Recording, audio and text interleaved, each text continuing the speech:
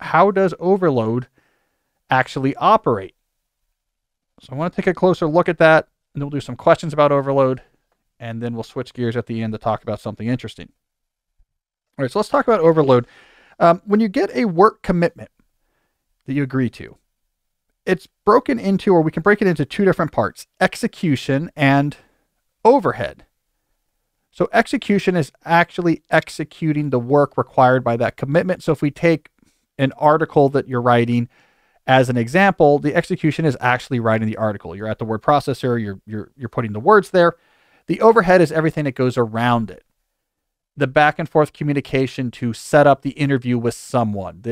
I'm trying to arrange a time with my editor to go over these changes. The fact checker and I need to get on the same page. So it's the collaboration and coordination that surrounds the actual execution of the work. Now, when most people think about being overloaded, they think about execution.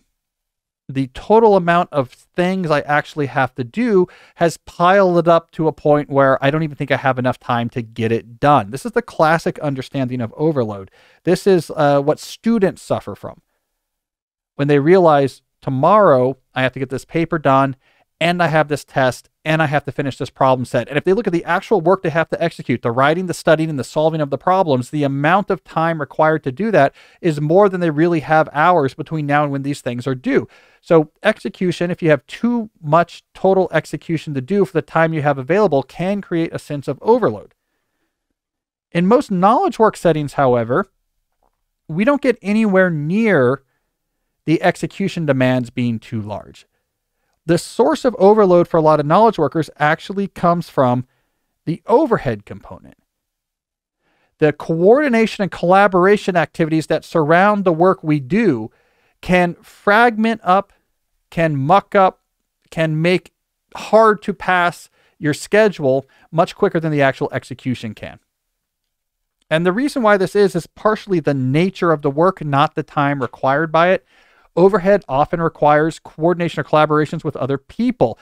This requires back and forth interaction. I have to send you an email. Hey, what do you know about this? And you send back, I don't really know. And you say, well, maybe we should talk about it. You say, sure, when are you free? And you say, well, how about Monday? And you say, well, Monday's not good, but maybe Tuesday or Thursday. Like, well, let me give you some times for Tuesday and Thursday.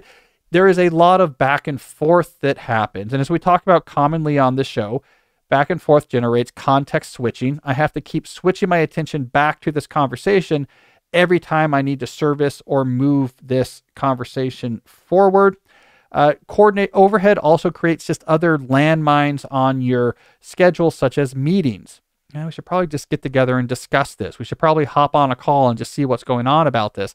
And now you have this part of your schedule where in the lead up to it, you have to wind down what you're doing, switch over and talk to someone, and then you have a period after a while to kind of switch your gears after that. So you start peppering your schedule with these meetings that overhead creates. That also makes it difficult, makes the environment difficult to pass for execution. So you can fill up a schedule, making it so that very little execution can get done. You can fill up a schedule with overhead much quicker than you can fill up a schedule with execution. Most of the things we actually do in knowledge sector jobs, if you add up the minutes or hours required to execute the core work, doesn't really take up much of your schedule. That's not the bottleneck. The bottleneck is we take the overhead for each of these tasks and we pepper it throughout the day. And then we pepper this overhead with that overhead with this overhead. It doesn't take much before you're never far from more emails to answer, more Slacks to get back to, and more meetings to jump from one after another. So I think the state of overhead saturation is the primary cause of overload. And it's what happened to me. There was different small work commitments that entered my sphere of responsibility throughout the spring. And I said, look, I have these big things I'm working on. I got to get this book manuscript in. I'm working on my courses. Let's deal with this in May once all that's done. And any one of these things in isolation is not that big. Any one of these things, if you add up the time required in executing the task, it adds up to a handful of hours. None of them are outrageous in isolation. Most of them are important. But they all got pushed to this period for after the big things were done. And even though the amount of execution work I put onto my schedule was incredibly manageable, the overhead was not. And that is why I found myself the other day spending 2 hours straight trying to triage and service these requests and conversations, and then went away for an hour and came back, and 16 more messages had shown up in my inbox. It's why I was finding days where I was meeting with 30 minutes here, 20 minutes there, not enough time to get anything done. It's why I was saying, why do I feel so busy when I'm not working on anything? I'm not writing any chapters. I'm not getting any drafts of articles done. It's overhead saturation.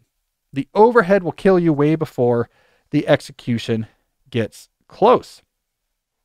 So anyways, I was thinking about this when I came across an article in the Wall Street Journal, which I think emphasizes that my experience with overhead saturation is not unique, that this is actually a widespread problem in the knowledge sector. So I'm going to load this article up on the screen here. It's from May 9th in the Wall Street Journal. You can watch this if you want to watch and see the article as I have it up here on the screen. This is episode 248. So if you go to youtube.com/Cal Newport Media or thedeeplife.com, just look for the video for episode 248. If you're just listening, I'll annotate what I'm showing on the screen right now. All right, so here's this article. It's by Ray A. Smith from May 9th. The title is, Workers Now Spend 2 Full Days a Week on Emails and in Meetings. Pretty self-explanatory, so I won't dwell on this, but let me just give you the specifics here. This data comes from Microsoft. Microsoft is analyzing the activity of workers who are using their business applications, Outlook, Word, PowerPoint, etc. Because more and more of this software is hosted in the cloud now, Microsoft can actually watch how thousands and thousands of knowledge workers, what they're actually doing with their time on their computers. And they can actually put draw from a pretty wide variety of data points to figure out how are people spending their time. So they focused in on what they call the most active users of their apps. What this means is people who are primarily using Microsoft apps for their business software needs. These are the users you want to focus on for this study, because if the users are using other software, then that's not going to get picked up in the data. But if I'm a Microsoft shop, Microsoft now can really tell how do I spend my time. So if we look on the people that actually use mainly Microsoft software, what they found, as hinted by the headline, is that these users spent an average of 8.8 hours a week reading and writing emails and 7.5 hours logged into meetings. So that's going to be digital meetings, because that's what Microsoft would know about. That's 2 full days out of 5. 2/5 of all of your time during the work week is spent reading emails and being in meetings. Now, if you could guarantee that you would consolidate those into 2 actual days, I'll do that on Monday and Tuesday and to be completely uninterrupted for Wednesday through Friday, maybe I would take that deal. But of course, that is not how that time is distributed throughout your landscape of work. That 8.8 hours of reading email is spread throughout the 40 hours of your week in such a way that you always have to come back, and you're never far from having more emails to read. Same thing with that 7.5 hours of meetings. It's 2 hours of meetings spread out over 4 meetings today, 5 hours of meetings this day. It gets sprinkled and peppered throughout your schedule so you can get to that point of overhead saturation. We have one other data point here I want to point to. All right, so it's saying these figures don't include instant messaging, time on the phone, or impromptu conversations with workers. In all, the average employee spent 77% of the time they were using Microsoft software was spent in meetings, email, and chat. So that's the other data point here, is during the time where they were using Microsoft software, the majority of that time was talking about work.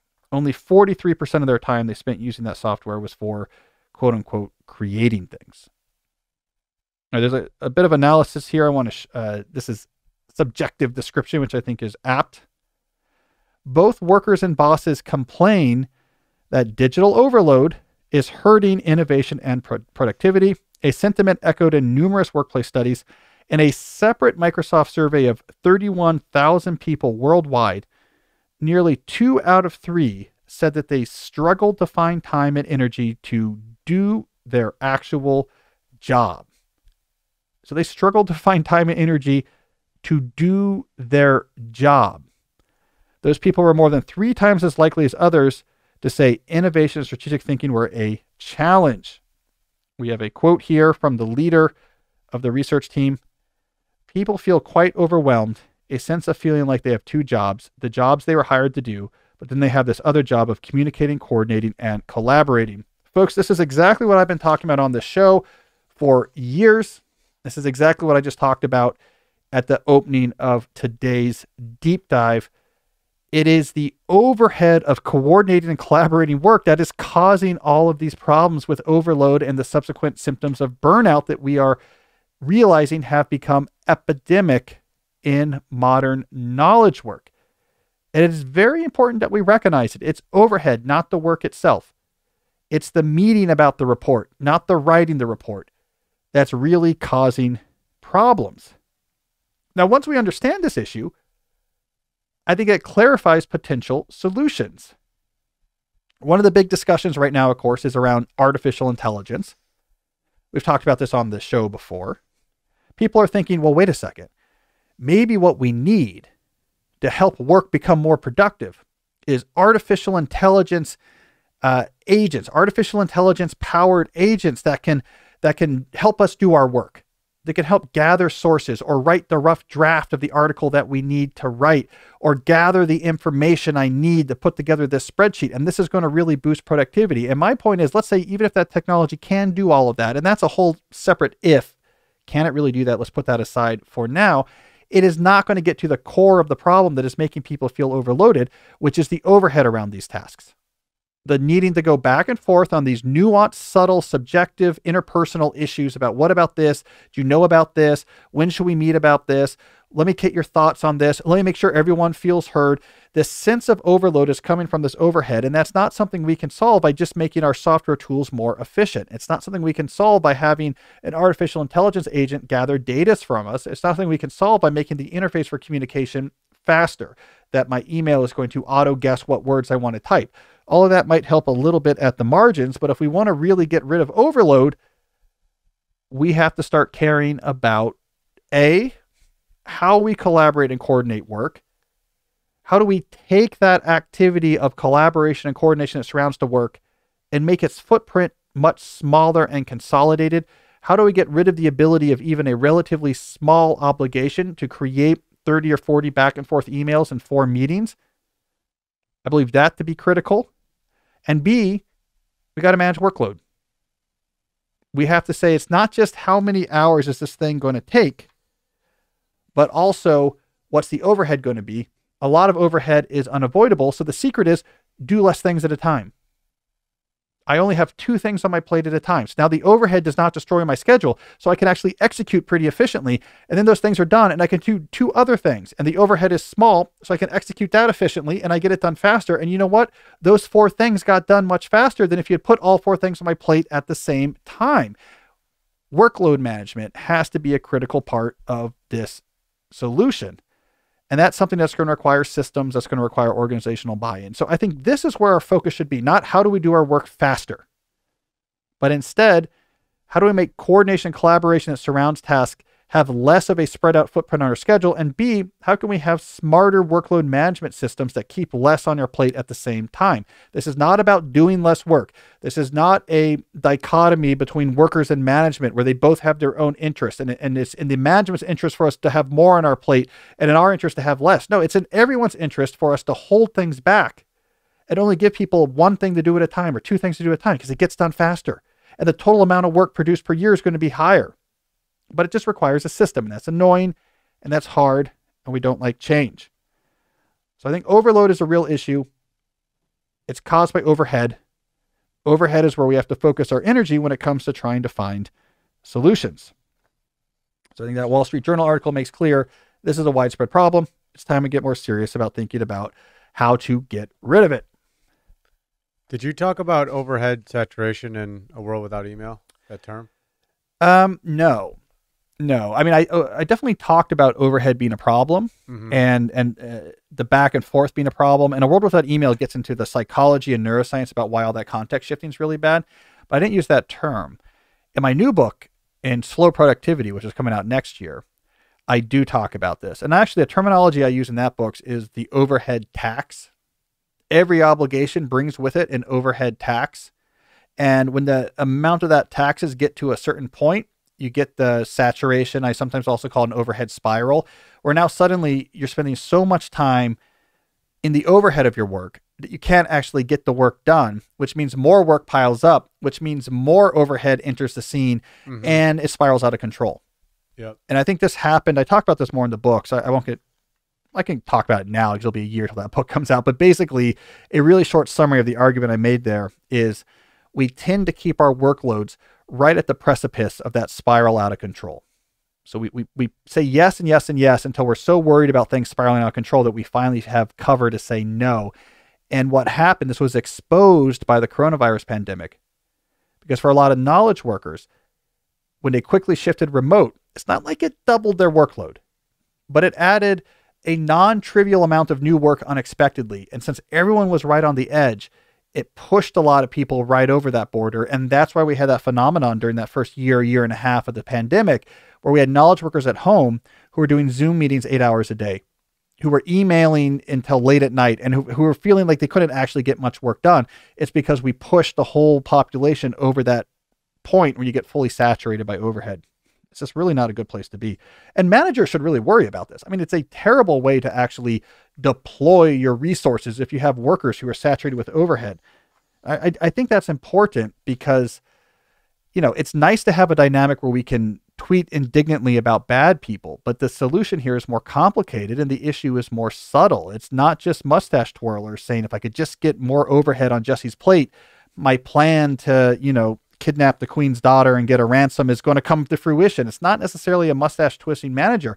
It's a haphazard work system in the absence of other ways to keep track of how much work are you doing, to have ways to hold on to work that's not just on a person's plate, but in a centralized way. In the absence of these smarter systems, we're just going to push ourselves till we get worried. And so we're going to push ourselves way past the tipping point of what's the right trade-off between overhead and actually getting things done. So we'll see. Too bad books take so long to come out. Like, I'm almost done with this book. Next month, we're going to be, it's called transmittal or transmission. It's where you pass on the manuscript officially from editorial to the production teams. And this is where, then it's a year. A lot of overhead in publishing a book. It really is. It really is, guys. But don't worry, you'll hear plenty about that next year. We're working on covers now. That's exciting. See, all this stuff has to happen so early. Like, you need a cover and advertising copy and marketing strategy really far in advance because it starts so early. Like, if we're going to release next February or March, the meetings, the sale of the books to bookstores that are going to come out in that time happens pretty soon, right? That'll happen later in the summer, which means right now we have to be getting our ducks in the row so that the sales team can have everything they need to sell this book late summer for bookstores thinking about what are we going to place in early 2024. So the book kind of has to be done before then.